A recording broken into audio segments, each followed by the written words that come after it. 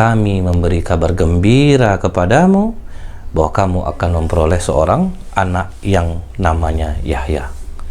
Bayangin, udah tua baru dikabulkan oleh Allah. Siapa dia?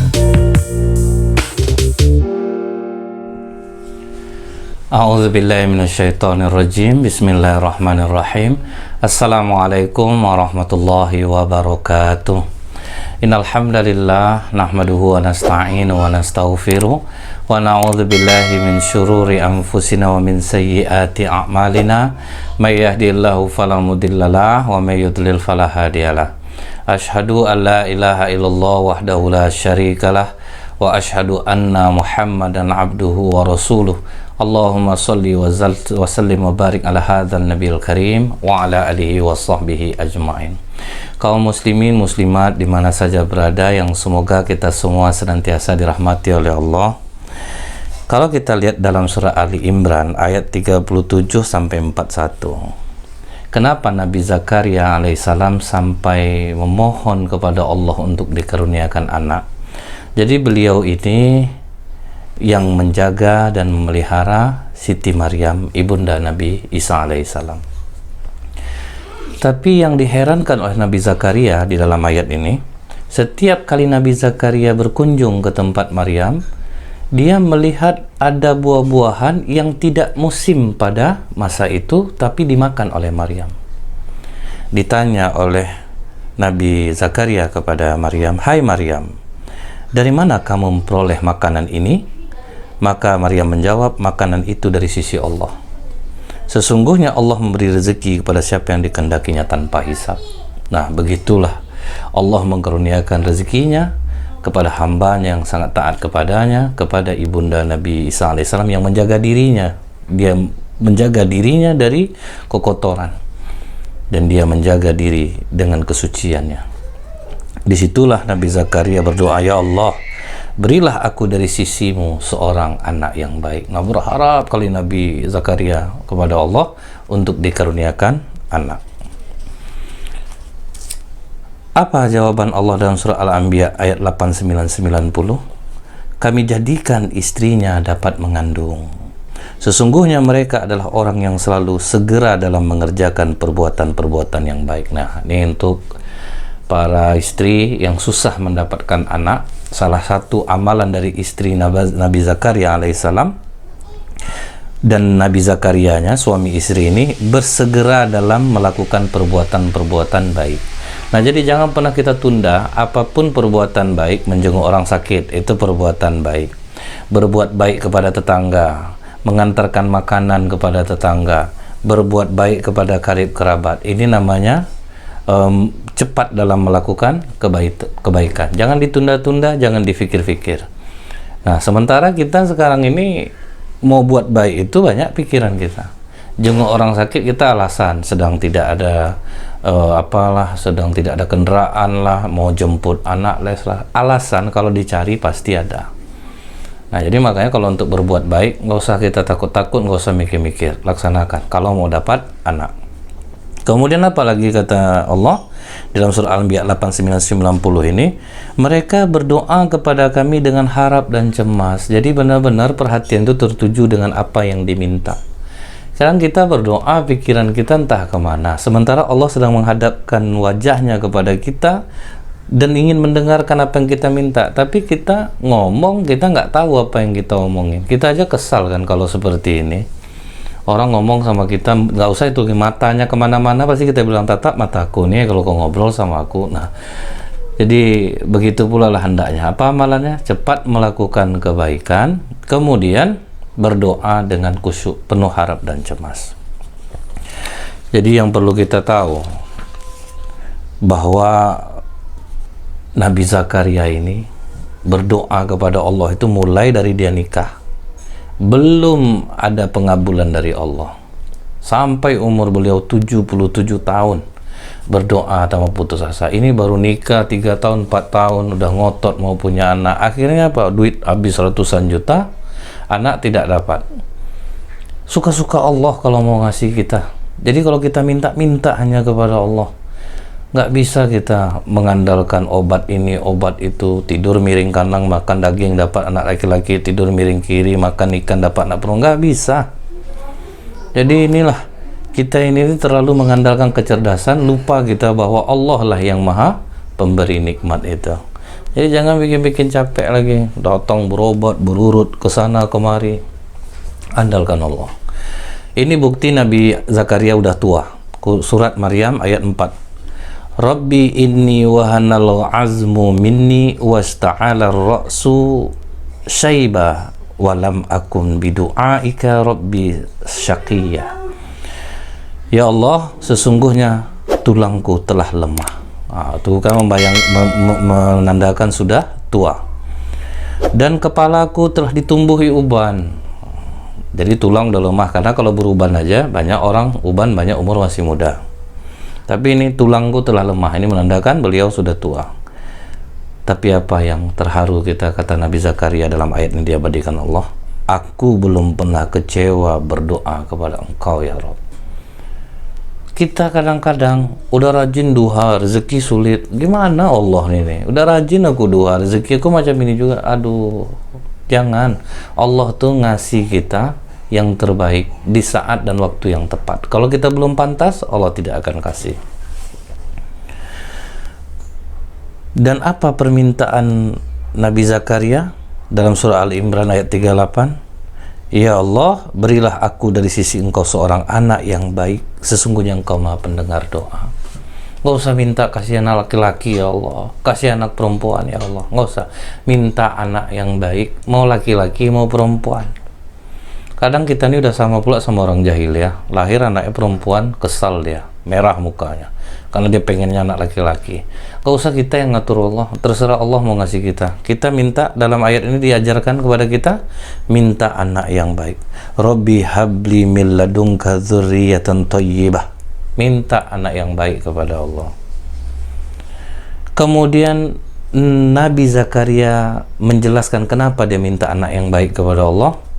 Ini di dalam surat Maryam ayat 5. Wa inni khiftul mawaliya min warai wa kanati timraati aqirah. Sesungguhnya aku khawatir terhadap mawali sepeninggalku. Aku khawatir kalau nggak ada sepeninggalku yang meneruskan. Sementara istriku ini mandul ya Allah. Yang dikhawatirkan para nabi itu bukan meninggalkan harta. Dia tidak ada meninggalkan penerus, itu yang dikhawatirkannya. Jadi para nabi tidak ada mewariskan harta. Makanya Rasulullah SAW berkata, kami tidak mewariskan harta benda yang kami tinggalkan, karena semua itu adalah sedekah. Karena hadis ini merupakan nas, makanya Abu Bakar Siddiq melarang untuk mengalokasikan dana pada masa kekhalifahannya kepada seorang pun dari ahli waris Nabi. Nggak ada. 9 istri Nabi, 1 paman Nabi Abbas, tidak ada satupun yang mendapatkan harta dari Baitul Mal, karena Rasulullah tidak mewariskan harta. Nah, begitulah para nabi. Padahal Nabi Zakaria ini seorang tukang. Dia bekerja dengan karyanya sendiri, tetapi bukan untuk menempuh harta. Nah, kalau kita kan nabung, nanti apa yang harus kita tinggalkan, harus apa ini. Sehingga kita sibuk memikirkan itu, menyiapkan untuk generasi kita harta. Bukan ilmu, bukan akhlak, bukan kepandaian dalam masalah agama yang kita wariskan. Kita ingin dia berharta. Sehingganya begitu kita meninggal dunia, malah bukan anak-anak kita yang memandikan dan menyolatkan, akhirnya orang lain. Kan betapa mirisnya kita kan? Sementara yang akan hidup sebenarnya itu setelah alam kubur sampai nanti di akhirat. Jadi jangan terlalu sibuk memikirkan apa yang kita tinggalkan untuk anak. Bukan berarti kita tidak boleh meninggalkan harta, boleh, tetapi ajarkan mereka agama. Kalaupun kita berharta, ajarkan mereka menjadi orang yang dermawan. Kemudian Allah mengatakan, ya Zakaria, wahai Zakaria, di dalam surat Maryam ayat 7, inna nubashiruka bigulamin ismuhu Yahya. Kami memberi kabar gembira kepadamu bahwa kamu akan memperoleh seorang anak yang namanya Yahya. Bayangin, udah tua baru dikabulkan oleh Allah. Siapa kita sampai kita ngotot betul ngatur Allah untuk ngasih kita anak. Jadi Nabi Zakaria ini mengajarkan kesabaran, jangan putus asa dari rahmat Allah. Jangan pernah berburuk sangka sama Allah. Kemudian apa berkat kesabaran Nabi Zakaria ini? Bahwa Yahya ini, anakmu ini, yang sebelumnya kami belum pernah menciptakan orang yang serupa dengan dia. Waduh, dikasih betul-betul anak yang lain dari yang lain karena kesabaran beliau dan prasangka baiknya kepada Allah. Kemudian Nabi Zakaria bertanya kepada Allah dalam surat Maryam ayat 8. Ya Allah, bagaimana akan ada anak bagiku? Ini ungkapan kekaguman sebetulnya. Masalahnya nih, istri aku ini mandul ya Allah. Dan kami ini sudah sangat tua umurnya. Dan ini pula yang pernah dikatakan oleh Nabi Ibrahim dalam surah Al-Hijr 54. Apakah kamu para malaikat memberikan kabar gembira kepadaku untuk mendapat anak, sementara usiaku telah lanjut? Bagaimana ini? Ini berita gembira macam apa ini? Nah, Nabi Ibrahim pernah ngomong gitu, sampai pun istri beliau, Siti Sarah, berkata dalam surat Hud 72 diabadikan Allah, sungguh mengherankan, apakah aku akan melahirkan anak padahal aku adalah seorang perempuan tua, dan ini suami pun dalam keadaan yang sudah tua pula. Ini benar-benar sesuatu hal yang sangat aneh. Nah, sempat tidak percaya juga, sama dengan Nabi Zakaria ini. Tapi bagi Allah tidak ada yang tidak mungkin. Makanya nenek-nenek hati-hati juga nih, Nek. Sementara nih ya, Siti Sarah udah tua dapat anak. Istri Nabi Zakaria udah tua dapat anak. Ini nenek-nenek hati-hati nih, jangan mengira aman deh, udah menopos. Kalau Allah menghendaki bisa melahirkan. Contohnya ada satu orang nenek sekarang ini yang umur 71 tahun melahirkan. Silahkan browser sendiri, cari di internet, di YouTube. Nah, nenek-nenek melahirkan. Nah, kemudian dalam surah Al-Anbiya 89 sampai 90 kata Allah, maka kami memperkenankan doanya, dikabulkan oleh Allah, dan kami anugerahkan kepadanya Yahya, dan kami jadikan istrinya dapat mengandung. Kami yang jadikan, kata Allah. Jadi bukan dokter. Dan sekarang ini hebatnya para dokter, kalau datang pasien yang sakit, apa perkataannya? Udah lapor Allah dulu, Bu. Karena kami nggak bisa menyembuhkan, Allah yang menyembuhkan. Ibu lapor dulu ke Allah. Wudu, sholat sunat dulu 2 rakaat, laporkan ke Allah, baru ke kami. Jadi dahulukan Allah. Nah, kenapa rumah sakit di Mekah itu sepi? Bukan orang tidak ada sakit, mereka ada sakit, tetapi mereka lebih dahulu mengadukan ke Allah. Cuman rata-rata dengan mengadukan ke Allah, kemudian mereka sholat 2 rakaat, kemudian mereka bersedekah, mereka sembuh. Makanya nggak ada yang sampai ke rumah sakit. Dahulukan Allah. Nah, kami yang menjadikan istrinya mengandung. Sesungguhnya mereka adalah orang yang selalu dalam mengerjakan perbuatan-perbuatan yang baik dan berdoa kepada kami dengan harap dan cemas. Ini sudah kita sampaikan ayat di depan tadi. Kemudian apa kata Nabi Zakaria? Ya Allah, kalau aku memang akan dapat anak, tolonglah beri aku tanda supaya aku tambah yakin, ya Allah. Kata Allah, kau tidak bisa berbicara dengan manusia selama 3 malam padahal kau sehat. Setelah itu Nabi Zakaria keluar dari rumah, ternyata betul ketika dia mau berbicara udah nggak bisa. Cuman dia berikan isyarat, hendaklah berzikir kepada Allah pada pagi dan petang. Kayak kita juga ada dibekali oleh Rasulullah zikir pagi dan petang. Nah, mudah-mudahan kita mengamalkannya, insya Allah. Abdullah bin Mubarak berkata, keistimewaan Nabi Yahya ini, ketika dia diajak oleh anak-anak sebayanya main, wahai Yahya, yuk kita main yuk. Apa rahmat dari Allah yang diberikan kepada Nabi Yahya? Dia berkata, kita ini diciptakan bukan untuk main-main. Nah, ini yang dimaksudkan Allah mengaruniakan hikmah, kebijaksanaan kepada Yahya. Walaupun dia kecil, dia bisa menikmati masa bermainnya. Ini yang membuat bangga Nabi Zakaria. Dia tidak mau bermain-main. Kita ini diciptakan bukan untuk main-main. Kemudian disebutkan juga bahwa Nabi Yahya ini memiliki rasa belas kasihan. Ini artinya menurut Ikrimah, Yahya berbelas kasih kepada manusia. Dia sayang kepada manusia ini. Lebih mendahulukan untuk baik kepada orang daripada menduganya buruk. Nah, sebetulnya ini yang diajarkan oleh Rasulullah kepada kita. Waktu Rasulullah dikepung di Taif, dilempari batu, justru Rasulullah mendoakan kebaikan. Mudah-mudahan Allah karuniakan dari anak keturunan mereka orang-orang yang bertakwa kepada Allah. Jadi ini harus kita tiru. Jangan kita langsung menjustifikasi orang. Lebih dahulu kita untuk mendoakannya. Kemudian dia juga berbakti kepada kedua orang tuanya. Ini yang dimaksudkan dia bertakwa kepada Allah dan tidak pernah menyalahi perkataan orang tuanya. Dan dia disucikan Allah dari dosa, dan dia bukan orang yang sombong lagi durhaka. Nah, ini yang harus kita miliki nih. Hindari dosa. Kemudian jangan jadi orang yang sombong. Sombong itu mengingkari kebenaran, menganggap rendah orang lain. Pokoknya kalau udah ada ini jiwa kita, maka kita tergolong orang yang sombong dan tidak durhaka. Itu syaratnya. Sa'id bin Abi Ubadah nih, orang rumah masak banyak lalat jadinya, lagi masak. Sa'id bin Arubah berkata dari Qatadah bahwa Hasan berkata, mohonkan ampun untukku, kata Nabi Isa berkata kepada Nabi Yahya, dia kan satu zaman nih, wahai Yahya, mohonkan ampun untukku karena engkau lebih baik dariku. Kata Nabi Yahya, wahai Isa, mohonkanlah ampun untukku karena engkau lebih baik dariku.